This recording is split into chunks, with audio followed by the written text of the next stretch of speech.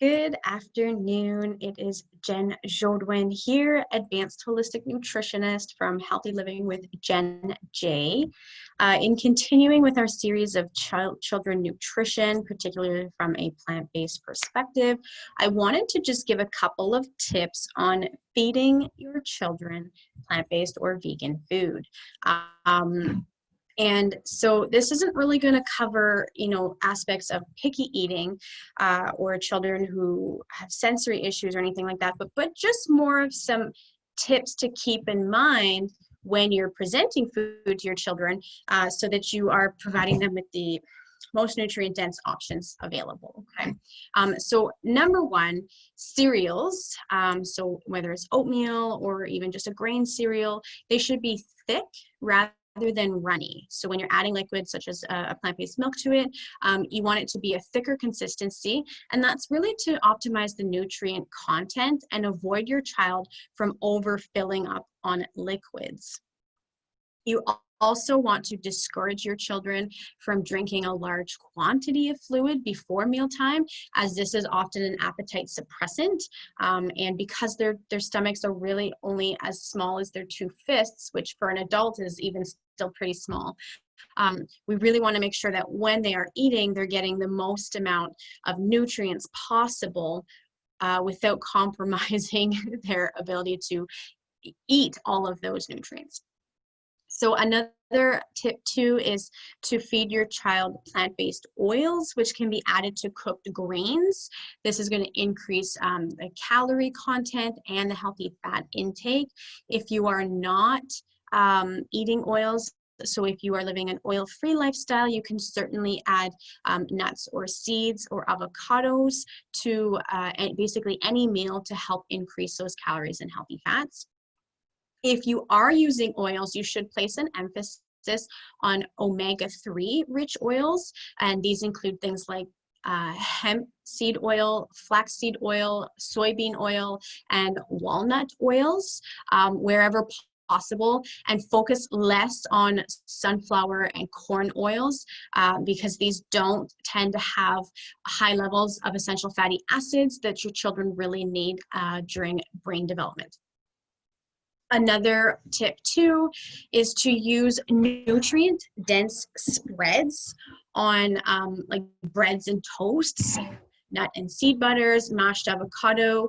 You can even make an avocado pudding, so like a chocolate pudding out of avocado and make it thicker and just spread that on a piece of toast, or even make an edible cookie dough out of chickpeas and use that on a piece of bread or toast. Those are going to really add a lot of nutrients as opposed to using simple fillers such as margarine or even things like Nutella or the chocolate hazelnut spreads. Those are going to be a lot of wasted calories that your children are not going to get a whole lot of nutrient out of.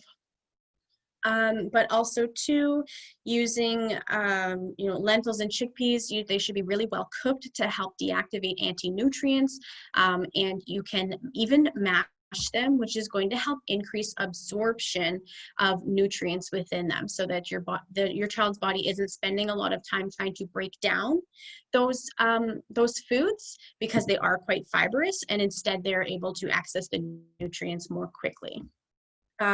Calcium fortified tofu, which is, as I've talked about in previous episodes, is a really great source of protein, but it also makes really great finger food. You can cut it up into cubes, you can cut it up into slices, like a stick. You could also, even if you were feeling really creative, you could grab some cookie cutters and just cut them out into shapes, easily bake them in the oven, and they just make really fun finger foods for your kids, similar to a chicken nugget. And then in my previous episode, I did talk about vitamin B12. So using a lower salt yeast extract offered to your children helps ensure that they're hitting their vitamin B12 requirements through fortification. Another really great tip here is using plant-based milks, which are fortified with calcium, vitamin D, and vitamin B12, okay? So not just using these as a drink, but adding them to your recipes and your dishes to enhance the nutrient content. So you can add them to, mashed potatoes, to cereals, to custards, when you bake. You can add them to smoothies, or you can make, when you're making an avocado pudding, if you use a little bit of plant-based milk to thin it out, that is going to help add more nutrients to that dish.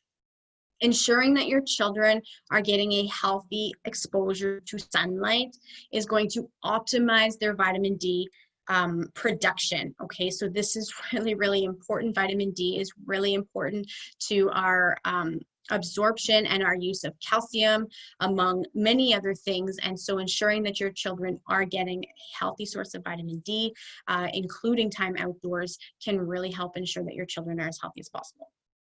And then my last tip here for you is actually about leafy greens. So leafy greens offer a really great source of iron.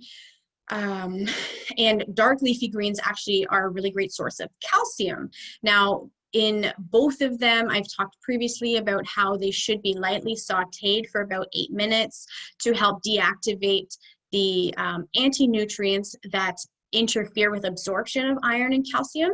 But if you have children who are really picky and just don't like to eat leafy green veggies, either raw or cooked or in any way, you can add these blended into sauces or even into a juice, which may have been sweetened with a little bit of fruit.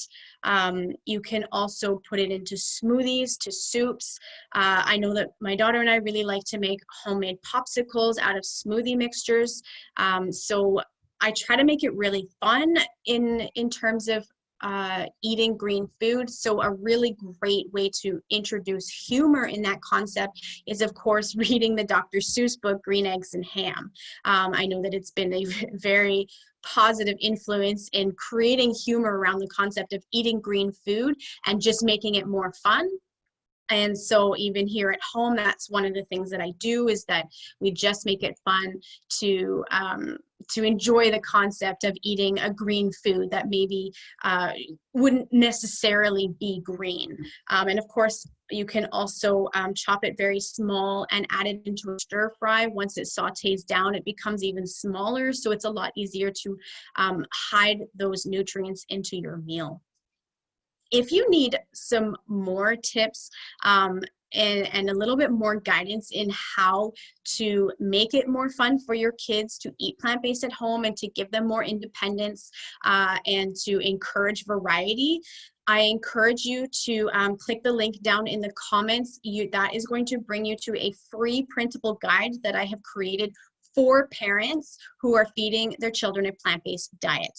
And it includes instructions on how to use the packet, and the packet can even be printed, put directly on your fridge so that your children are involved in their food process. And when your children are involved and feel like they have independence and choice, you will see that your children make healthier decisions and are more likely to choose and try new healthy foods. So I will share that link in the comment section below, or in the description of this video, sorry. If you have any questions or you need more additional help or suggestions in getting your children to eat healthier options, please leave me a comment below or connect with me in my Facebook group.